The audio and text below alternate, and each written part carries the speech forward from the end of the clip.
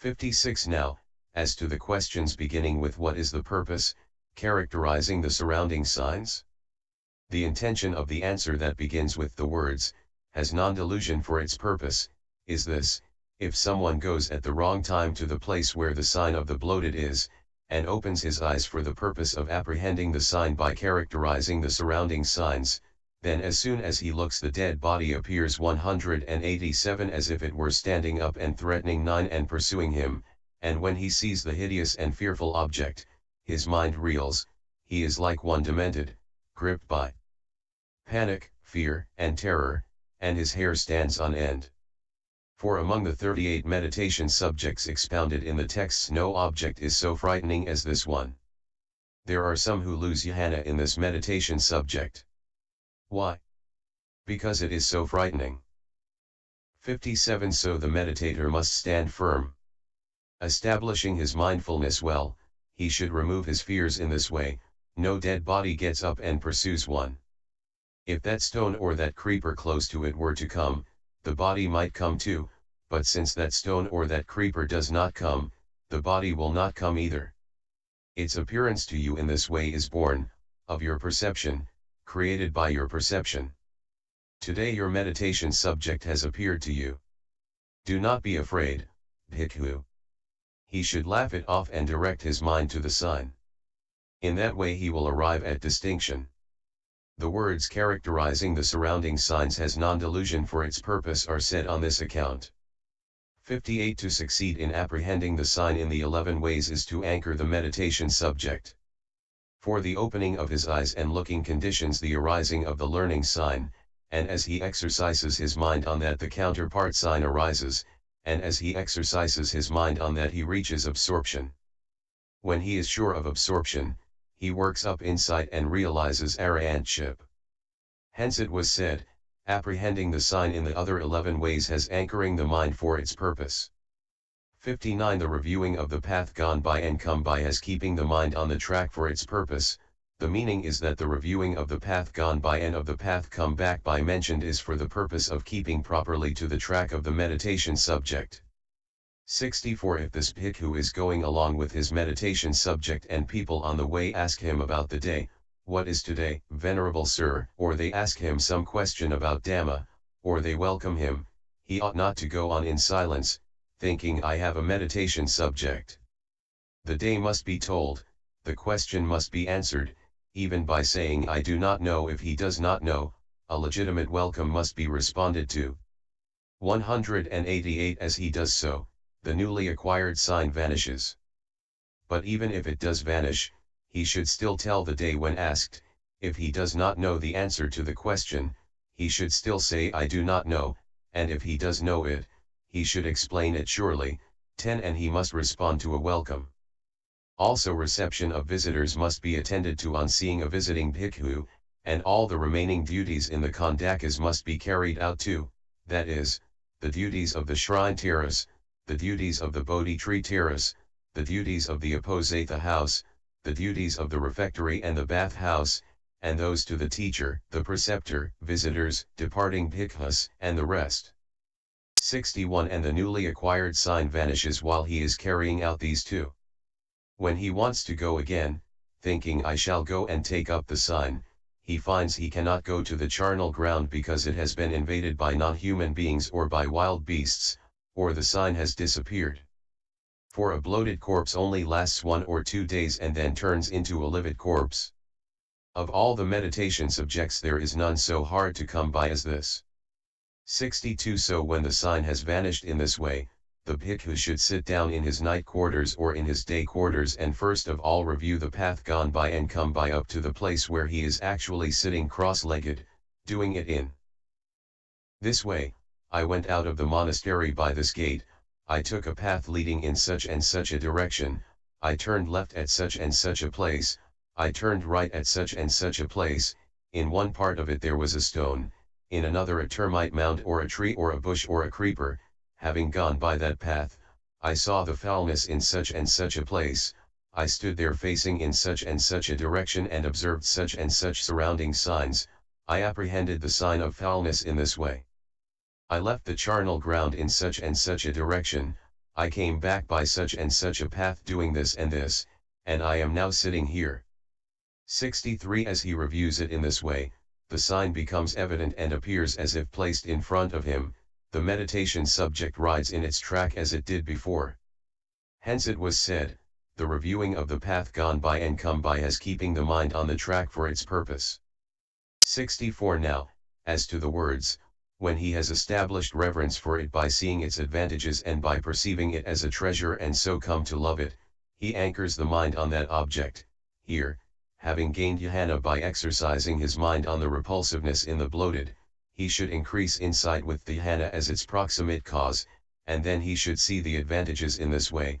189 Surely in this way I shall be liberated from aging and death. 65 Just as a pauper who acquired a treasure of gems would guard and love it with great affection, feeling reverence for it as one who appreciates the value of it, I have got what is hard indeed to get, so too this bhikkhu should guard the sign, loving it and feeling reverence for it as one who appreciates the value of it. I have got this meditation subject, which is indeed as hard to get as a very valuable treasure is for a pauper to get. For one whose meditation subject is the four elements discerns the four primary elements in himself, one whose meditation subject is breathing discerns the wind in his own nostrils, and one whose meditation subject is Akajio makes Akajio and develops it at his ease, so these other meditation subjects are easily got. But this one lasts only 1 or 2 days, after which it turns into a livid corpse. There is none harder to get than this one. In his night quarters and in his day quarters he should keep his mind anchored there thus, repulsiveness of the bloated, repulsiveness of the bloated. And he should advert to the sign, bring it to mind and strike at it with thought and apply thought over and over again. 66 As he does so, the counterpart sign arises. Here is the difference between the two signs. The learning sign appears as a hideous, dreadful, and frightening sight, but the counterpart sign appears like a man with big limbs lying down after eating his fill. 67 Simultaneously with his acquiring the counterpart sign, his lust is abandoned by suppression owing to his giving no attention externally to sense desires as object.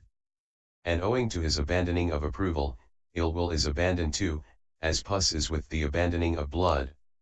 Likewise stiffness and torpor are abandoned through exertion of energy, agitation and worry are abandoned through devotion to peaceful things that cause no remorse, and uncertainty about the master who teaches the way, and about the fruit of the way, is abandoned through the actual experience of the distinction attained. So, the 5 hindrances are abandoned. And there are present applied thought with the characteristic of directing the mind onto that same sign, and sustained thought accomplishing the function of pressing on the sign, and happiness due to the acquisition of distinction, and tranquility due to the production of tranquility in one whose mind is happy, and bliss with that tranquility as its sign.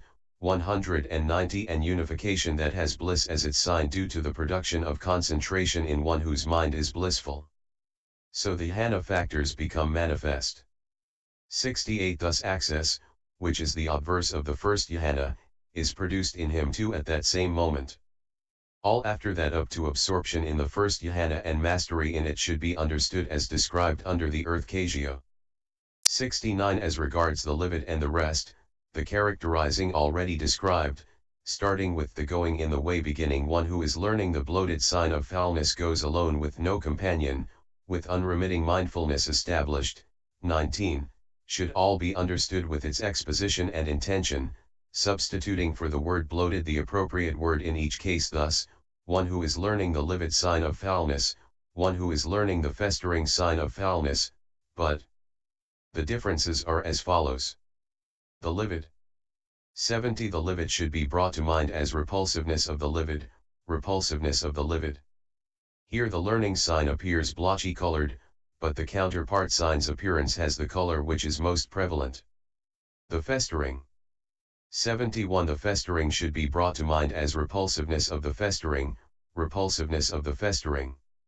Here the learning sign appears as though trickling, but the counterpart sign appears motionless and quiet. The cut up. 72. The cut-up is found on a battlefield or in a robber's forest or on a charnel ground where kings have robbers cut up, or in the jungle in a place where men are torn up by lions and tigers.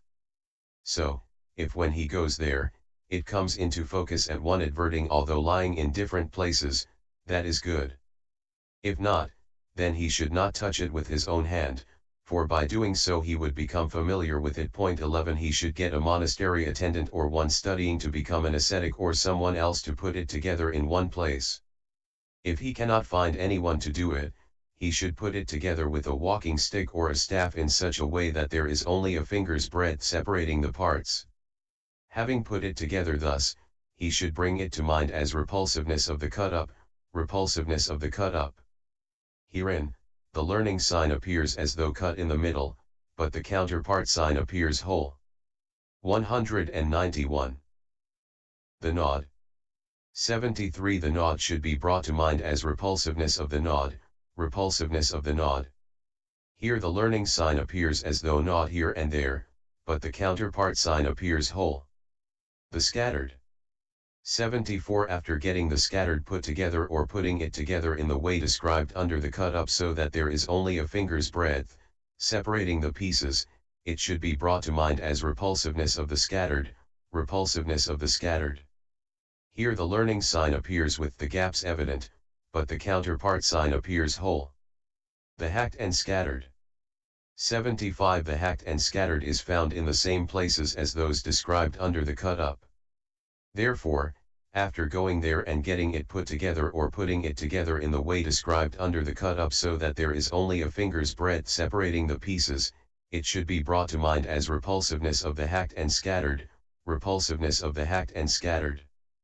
Here, when the learning sign becomes evident, it does so with the fissures of the wounds, but the counterpart sign appears whole. The bleeding. 76. The bleeding is found at the time when blood is trickling from the openings of wounds received on battlefields, etc., or from the openings of burst boils and abscesses when the hands and feet have been cut off. So on seeing that, it should be brought to mind as repulsiveness of the bleeding, repulsiveness of the bleeding. Here the learning sign appears to have the aspect of moving like a red banner struck by wind, but the counterpart sign appears quiet. The worm-infested. 77. There is a worm-infested corpse when at the end of 2 or 3 days a mass of maggots oozes out from the corpse's 9 orifices, and the mass lies there like a heap of paddy or boiled rice as big as the body, whether the body is that of a dog, a jackal, a human being, 12, an ox, a buffalo, an elephant, a horse, a python, or what you will. It can be brought to mind with respect to any one of these as repulsiveness of the worm-infested, repulsiveness of the worm-infested. For the sign arose for the elder Cuaptacatissa in the corpse of an elephant's carcass in the Kahading reservoir. Here the learning sign appears as though moving, but the counterpart sign appears quiet, like a ball of boiled rice. A skeleton. 78. A skeleton is described in various aspects in the way beginning as though he were looking at a corpse thrown onto a charnel ground, a skeleton with flesh and blood, held together by sinews, D2 296. 192. So he should go in the way already described to where it has been put, and noticing any stones, etc., with their surrounding signs and in relation to the object, he should characterize it by the fact of its having attained that particular individual essence. Thus, this is a skeleton, and he should apprehend the sign in the 11 ways by color and the rest. But if he looks at it, apprehending it only by its color as white, it does not appear to him with its individual essence as repulsive, but only as a variant of the white cassia. Consequently he should only look at it as a skeleton in the repulsive aspect. 79. Mark is a term for the hand, etc., here, so he should define it by its mark according to hand, foot, head, chest, arm, waist, thigh, and shin. He should define it by its shape, however, according as it is long, short, square, round, small, or large. By its direction and by its location are as already described, 3940. Having defined it by its delimitation according to the periphery of each bone, he should reach absorption by apprehending whichever appears most evident to him. but it can also be defined by its concavities and by its convexities according to the concave and convex places in each bone. And it can also be defined by position, thus, I am standing in a concave place, the skeleton is in a convex place, or I am standing in a convex place, the skeleton is in a concave place. It should be defined by its joints according as any two bones are joined together. It should be defined by its openings according to the gaps separating the bones. It should be defined all round by directing knowledge to it comprehensively, thus, in this place there is the skeleton. If the sign does not arise even in this way, then the mind should be established on the frontal bone. And in this case, just as in the case of those that precede it beginning with the worm infested, the apprehending of the sign should be observed in this 11-fold manner as appropriate. 80. This meditation subject is successful with a whole skeleton frame and even with a single bone as well. So having learned the sign in any one of these in the 11 ways, he should bring it to mind as repulsiveness of a skeleton, repulsiveness of a skeleton. Here the learning sign and the counterpart sign are alike, so it is said. That is correct for a single bone. But when the learning sign becomes manifest in a skeleton frame, what is correct to say is that there are gaps in the learning sign while the counterpart sign appears whole. 193. And the learning sign even in a single bone should be dreadful and terrifying, but the counterpart sign produces happiness and joy because it brings access. 81. What is said in the commentaries in this context allows that deduction. For there, after saying this, there is no counterpart sign in the 4 divine abidings and in the 10 kinds of foulness, for in the case of the divine abidings the sign is the breaking down of boundaries itself, and in the case of the 10 kinds of foulness the sign comes into being as soon as the repulsiveness is seen, without any thinking about it. It is again said, immediately next, here the sign is twofold, the learning sign and the counterpart sign. The learning sign appears hideous, dreadful, and terrifying, and so on. So what we said was well considered. And it is only this that is correct here. Besides, the appearance of a woman's whole body as a collection of bones to the elder Mahatissa through his merely looking at her teeth demonstrates this here, see I.55. 55. General. 82. The divine ruler with 10,000 eyes did him with the 10 powers eulogize, who, fair in fame, made known as cause of Jhana this foulness of 10 species in such wise. Now, knowing their description and the way to tackle each and how they are developed, there are some further points that will repay study, each with its special part to play. 83. One who has reached Jhana in any one of these goes free from cupidity. He resembles an arahant without greed because his greed has been well suppressed. At the same time, however, this classification of foulness should be understood as stated in accordance with the particular individual essences successively reached by the dead body and also in accordance with the particular subdivisions of the greedy temperament. 84. When a corpse has entered upon the repulsive state, it may have reached the individual essence of the bloated or any one of the individual essences beginning with that of the livid. So the sign should be apprehended as repulsiveness of the bloated, repulsiveness of the livid, according to whichever he has been able to find. This, it should be understood, is how the classification of foulness comes to be tenfold with the body's arrival at each particular individual essence. 85. And individually the bloated suits one who is greedy about shape since it makes evident the disfigurement of the body's shape. The livid suits one who is greedy about the body's color since it makes evident the disfigurement of the skin's color. The festering 194 suits one who is greedy about the smell of the body aroused by scents, perfumes, etc., since it makes evident the evil smells connected with this sore, the body. The cut up suits one who is greedy about compactness in the body since it makes evident the hollowness inside it. The gnawed suits one who is greedy about accumulation of flesh in such parts of the body as the breast since it makes it evident how a fine accumulation of flesh comes to nothing. The scattered suits one who is greedy about the grace of the limbs since it makes it evident how limbs can be scattered. The hacked and scattered suits one who is greedy about a fine body as a whole since it makes evident the disintegration and alteration of the body as a whole. The bleeding suits one who is greedy about elegance produced by ornaments since it makes evident its repulsiveness when smeared with blood. The worm-infested suits one who is greedy about ownership of the body, since it makes it evident how the body is shared with many families of worms. A skeleton suits one who is greedy about fine teeth, since it makes evident the repulsiveness of the bones in the body. This, it should be understood, is how the classification of foulness comes to be tenfold according to the subdivisions of the greedy temperament. 86. But as regards the tenfold foulness, just as it is only by virtue of its rudder that a boat keeps steady in a river with turbulent 13 waters and a rapid current, and it cannot be steadied without a rudder, so too here, owing to the weak hold on the object, consciousness when unified only keeps steady by virtue of applied thought, and it cannot be steadied without applied thought, which is why there is only the first jhana here, not the second and the rest. 87. And repulsive as this object is, still it arouses joy and happiness in him by his seeing its advantages, thus, surely in this way I shall be liberated from aging and death, and by his abandoning the hindrances oppression, just as a garbage heap does in a flour scavenger by his seeing the advantages, thus, now I shall get a high wage, and as the workings of purges and emetics do in a man suffering the pains of sickness. 88. This foulness, while of 10 kinds, has only one characteristic. For though it is of 10 kinds, nevertheless its characteristic is only its impure, stinking, disgusting and repulsive state, essence. And foulness appears with this characteristic not only in a dead body but also in a living one, as it did to the elder Mahatissa who lived at Siddhyapada, I.55, and to the novice attendant on the elder Sayagarakita while he was watching the king riding an elephant.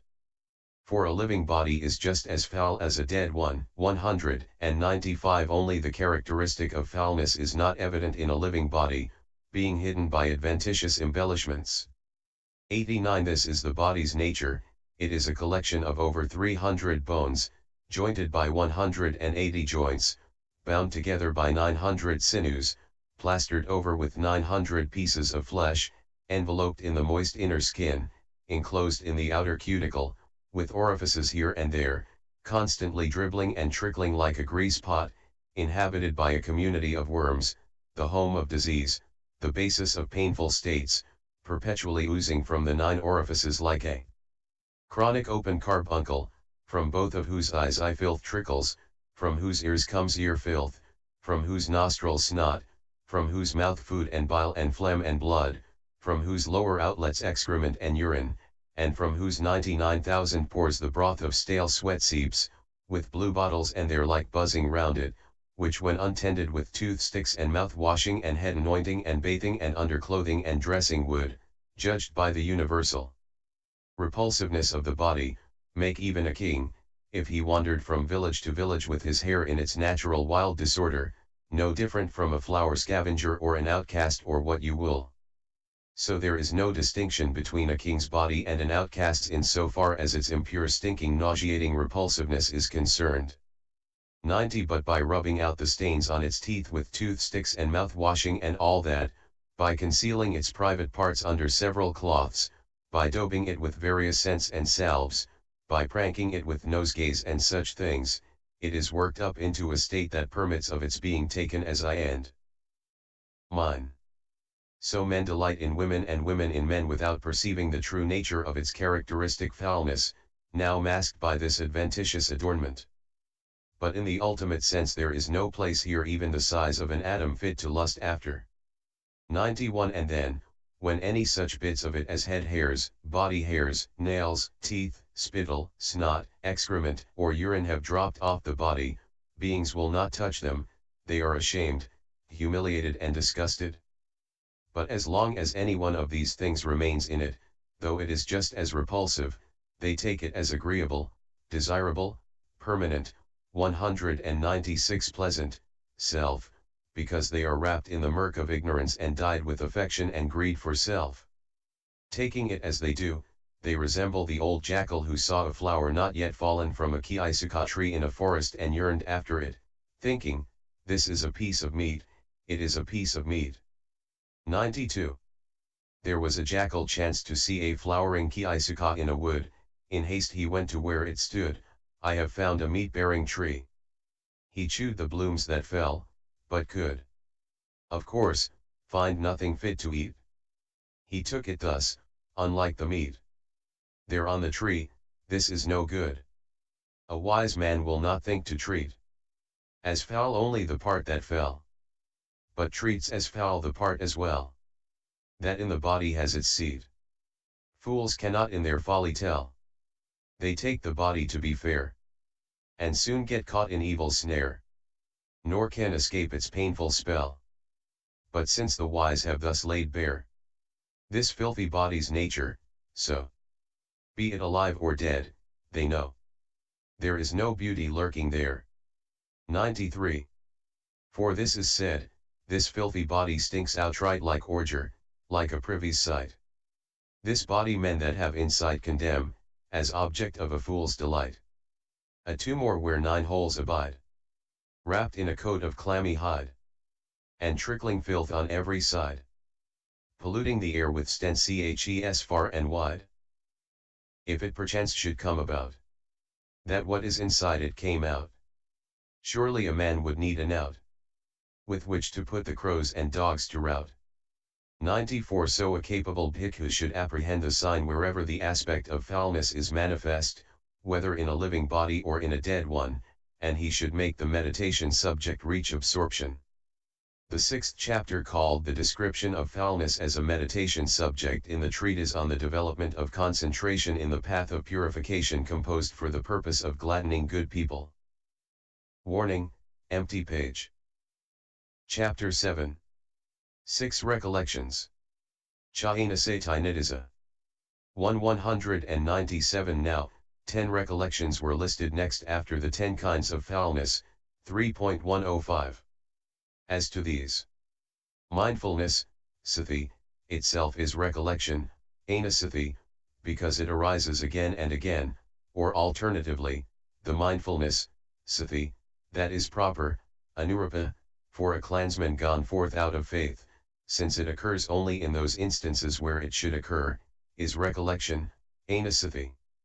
The recollection arisen inspired by the enlightened one is the recollection of the Buddha. This is a term for mindfulness with the enlightened one's special qualities as its object. The recollection arisen inspired by the law is the recollection of the Dhamma. 1. This is a term for mindfulness with the special qualities of the laws being well proclaimed, etc., as its object. The recollection arisen inspired by the community is the recollection of the Sangha. This is a term for mindfulness with the community's special qualities of being entered on the good way, etc., as its object. The recollection arisen inspired by virtue is the recollection of virtue. This is a term for mindfulness with the special qualities of virtue's untornness, etc., as its object. The recollection arisen inspired by generosity is the recollection of generosity. This is a term for mindfulness with generosity's special qualities of free generosity, etc., as its object. The recollection arisen inspired by deities is the recollection of deities.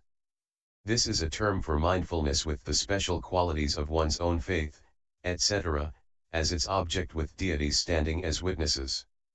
The recollection arisen inspired by death is the recollection of death.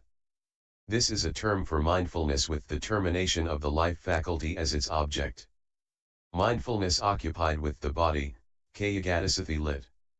Body gone mindfulness it is gone, gata, to the material body, kaya, that is analyzed into head hairs, etc., or it is gone into the body, thus it is body gone, kayagata.